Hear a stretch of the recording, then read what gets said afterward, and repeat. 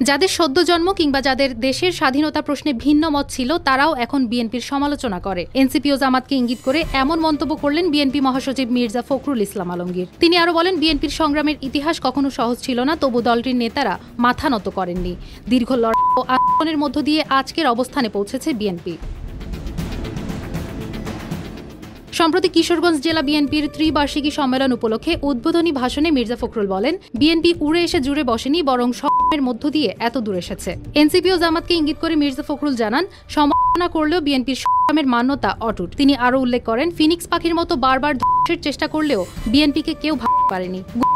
যারা বিএনপি ধ্বংস করতে চেয়েছিল তারাই বরং দেশ ছেড়ে পালিয়ে গেছে।